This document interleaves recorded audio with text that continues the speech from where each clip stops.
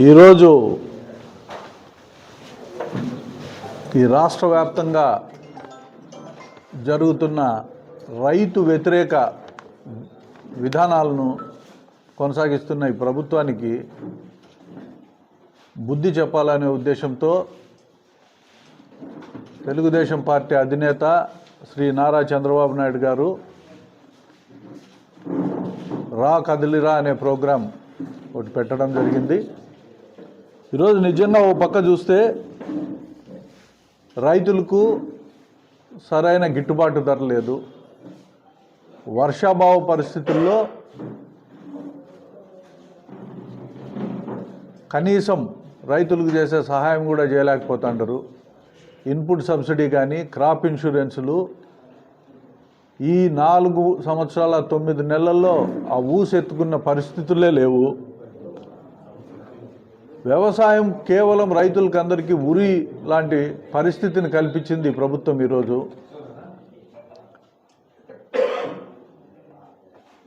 ఒక పక్క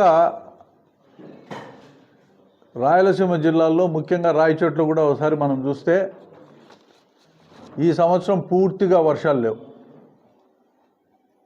పంటలు పూర్తిగా వేసే పరిస్థితులు లేదు, వేసిన పంటలు చేతికి అందే పరిస్థితులు కూడా లేవు. ప్రత్యామ్నాయ ఏర్పాట్లు ఏమైనా చేసినారంటే అవి చేయలేదు. అంటే రైతులను తీవ్రంగా ఈ ప్రభుత్వం ముంచివేసింది అని చెప్పి ఈ సందర్భంగా తెలియజేస్తున్నాను. కౌలు రైతులు కూడా విరివిగా ఆత్మహత్యలు చేసుకునే పరిస్థితులు వచ్చినాయి. అంటే ఈ ప్రభుత్వం అన్ని రంగాలను కూడా పూర్తి స్థాయిలో దెబ్బతీయడమే కాకుండా విపరీతమైన ఒక పక్క ధరలు పెంచింది. 10 రూపాయలు ఇచ్చి 100 రూపాయలు ప్రజల నుంచి వసూలు చేసే కార్యక్రమాన్ని మొదలుపెట్టింది. ఎవరికి ఎవరు చెప్పుకోలేని పరిస్థితి. ఈరోజు మనం చూస్తే అన్ని రంగాల వాళ్ళు కూడా ఆందోళనకు సిద్ధమవుతున్నారు. ఒక ప్రభుత్వ ఉద్యోగులే కాదు, ప్రభుత్వ ఉద్యోగులు ఇప్పటికే అంగన్వాడీలు అయితేనేమి, ఆశా వర్కర్లు అయితేనేమి, వివిధ స్కూల్స్లో పనిచేస్తున్న సర్వశిక్ష అభియాన్లో పనిచేస్తున్న స్టాఫ్ అయితేనేమి, ఇట్లా చెప్పుకుంటా పోతుంటే ఇంక రేపో మొన్నాడో వాలంటీర్లు కూడా స్ట్రైక్ పోయే పరిస్థితులు కనపడుతున్నాయి. పారిశుద్ధ్య కార్మికులు స్ట్రైకులు చేసే పరిస్థితులు కనపడుతున్నాయి. అంటే ఇన్ని జరుగుతున్నాయి. ఈ ప్రభుత్వం కనీస బాధ్యతతో దీన్ని ఎట్లా పరిష్కారం చేస్తాము, ఇది కొనసాగిస్తే తప్పు కదా అనే ఒక భావన కూడా ఈ ప్రభుత్వం పైన లేదు. ఒక నియంతలా వ్యవహరించే స్థితికి ఈరోజు జగన్మోహన్ రెడ్డి వచ్చినాడు. ఎక్కడ చూసినా అవినీతి తప్పనిచ్చి వేరే పని లేదా. ఇసుకలో దోచుకున్నారు, మట్టిలో దోచుకుంటాండరు, మద్యంలో దోచుకుంటాండరు. కేవలం డబ్బులు పెట్టి ఓట్లు కొనాలని చెప్పి ఒక తప్పనిచ్చి ఇంకోటి ఏది కనపడడంలే. ఈరోజు మనం రాయచోట్లో 100 బెడ్డెడ్ హాస్పిటల్, ఈ 100 బెడ్డెడ్ హాస్పిటల్ 2019లో చంద్రబాబు నాయుడు గారు ఇచ్చిన జీవో, తర్వాత టెండర్లు పిలిచారు. ఆ జీవో స్పష్టంగా దానికి ఫండ్స్ టైప్ చేసి ఇచ్చిన జీవో, నెట్లో మీరైనా డౌన్లోడ్ చేసుకోవచ్చు, చూడొచ్చు. దాంట్లో కంప్లీట్గా స్టాఫ్ ప్యాటర్న్ కూడా దాంట్లోనే ఇచ్చిన జీవో. అది కంప్లీట్గా బ్యాంక్ టైప్ రుణం టైప్ చేసి దాన్ని ఏ హాస్పిటల్కి ఎంత డబ్బు ఇవ్వాలా అని చెప్పి కూడా నిర్ణయించి దానికి ఇస్తే వీళ్ళు టెండర్లు పిలిచి ఈరోజు అదరాబదరాగా ప్రారంభోత్సవాలు చేసేది. అంటే ఎవడో చేసిన పనికల్లా వీళ్ళు ప్రారంభోత్సవాలు చేసుకుంటూ అంటారు. టిడ్కో ఇండ్లు రంగులు కొట్టినారు, రాయచోట్ల ఇంకా రంగులు కొట్టినట్టు కూడా లేరు, అవి కూడా అట్లే వదిలేసినారు. రేపు పొద్దున్నే రంగు కొట్టి ఇవి కూడా మేమే ఇచ్చినామని చెప్తారేమో. ఇకపోతే ఓ పక్క హంద్రీనీవా ప్రాజెక్టును పూర్తి స్థాయిలో దెబ్బతీసినారు. ఎక్కడ కూడా హంద్రీనీవా ప్రాజెక్టులో ఒక్క గంప మట్టి కూడా బయటేసి ఆ ప్రాజెక్టును పూర్తి చేస్తామనే లక్ష్యాన్ని జగన్మోహన్ రెడ్డి గారు పూర్తిగా పక్కన పెట్టినారు. హంద్రీనీవా పూర్తి అయింటే కృష్ణా జలాలు ఈ ప్రాంతానికి వచ్చే అవకాశం ఉండేది. ఈరోజు నేను కృష్ణా జలాలు తెస్తాడము అని చెప్పే ప్రబుద్ధులు చాలామంది ఉన్నారు. సిగ్గు శరం ఉండాలి వాళ్ళకి.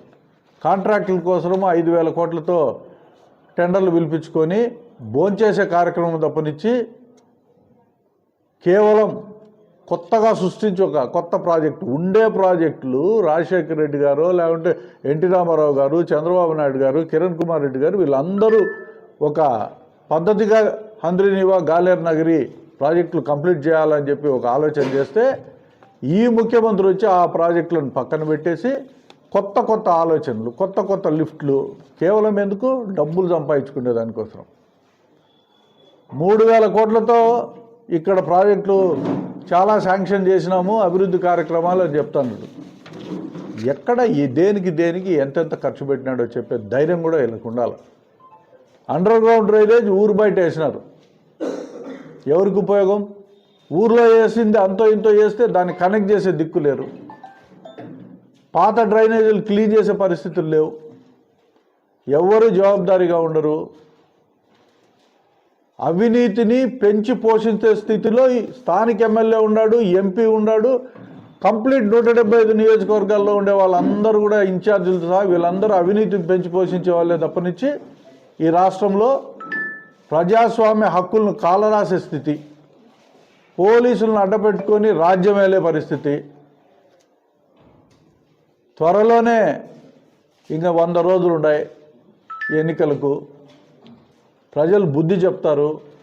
నియంతను నమ్మే సమస్య ఉండదు. నియంత పేరు చెప్పుకొని ఓట్లు ఇచ్చుకుని ఇంతకాలము పబ్బం గడుపుకున్న ఈ అవినీతి చక్రవర్తులకు అందరికీ కూడా బుద్ధి చెప్పే పరిస్థితులు వస్తాయి. ఎక్కడ చూసినా అవినీతి. 9 సంవత్సరాలు 10 సంవత్సరాల నుంచి రాయచోటి నియోజకవర్గంకి వచ్చి ఇన్ఛార్జిగా ఉన్న వ్యక్తిని నేను. మా పార్టీలో ఎంతోమంది చేరుతూ ఉంటారు. వాళ్ళందరికీ సాధారణంగా ఆహ్వానం పలుకుతాం. టికెట్ల వ్యవహారము పార్టీ అధినేత చూసుకుంటాడు. ఎవరికి ఏం స్థానం ఇవ్వాలనో ఆయనకు బాగా తెలుసు. ఇక్కడ ఎవరు రగడబడే పరిస్థితులు లేవు. తెలుగుదేశం పార్టీ 100కి 150% గెలుస్తాము. 100% నేను ఎమ్మెల్యే అయితే చంద్రబాబును ముఖ్యమంత్రిని చేస్తా.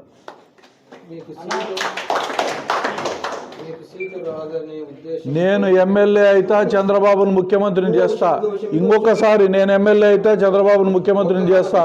నీ ప్రశ్నకు సమాధానం వాడినే ఉంది. 24 గంటలు పాత చింతకాయ పచ్చడి వద్దురు. నేను ఎమ్మెల్యే అయితే చంద్రబాబును ముఖ్యమంత్రిని చేస్తా. రాసుకో. మళ్ళా అదే మాట. నేను ఎమ్మెల్యే అయితే చంద్రబాబును ముఖ్యమంత్రిని చేస్తా. నేను ఎమ్మెల్యే అయితే చంద్రబాబును ముఖ్యమంత్రిని చేస్తా. నీకు చేతనైతే సమాధానం నీ దగ్గరకు వస్తుంది. అంతేగాని ఊరికే ఈ ప్రశ్నలకు అన్నిటికీ నేను సమాధానం చెప్పను. నేను ఎమ్మెల్యే అయితే ఈసారి ముఖ్యమంత్రిగా చంద్రబాబును చేస్తాం. అది మా బాధ్యత. అయిపోయి ఏముంది దాంట్లో? Simple thing. ఊహాజనితమైన ప్రశ్నలకు సమాధానం చెప్పాల్సిన అవసరం ఎక్కడా లేదు. అంతే. రేవంత్ రెడ్డి నాకు చిరకాల మిత్రుడు. ఆంధ్ర రాష్ట్రంలో 2 తెలుగు రాష్ట్రాల్లో అన్ని నియోజకవర్గాల్లో ఆయనకు సుపరిచితులు చాలామంది ఉన్నారు. వాళ్ళల్లో నేను ఒకడిని. ఆయన ముఖ్యమంత్రి అయినాడు కాబట్టి సంతోషంగా పోయి ఒక పూలమాలో లేకుండా పోతే ఒక షాలువో లేకుంటే ఒక బొకేనో ఇవ్వడం ఆనవాయితీ, ధర్మము. ఆ ధర్మం ప్రకారము ఆయన ముఖ్యమంత్రి అయిన నెల పైన జరిగిన తర్వాత నేను పోయిన ఆడికి. ఇప్పుడు రేవంత్ రెడ్డికి కాంగ్రెస్ పార్టీ ఆయన కాంగ్రెస్ పార్టీ. రేవంత్ రెడ్డి ముఖ్యమంత్రులు ఎవరికి శిష్యులు గారు, గుర్తుపెట్టుకో. గతం గురించి మాట్లాడే హక్కు మనకు లేదు. ఎవరికి శిష్యులు కాదు. అందరూ ఏదో ఒక స్థాయిలో సెటిల్ అయిన వ్యక్తులు. రేవంత్ రెడ్డి కాంగ్రెస్ పార్టీ, నేను తెలుగుదేశం పార్టీ.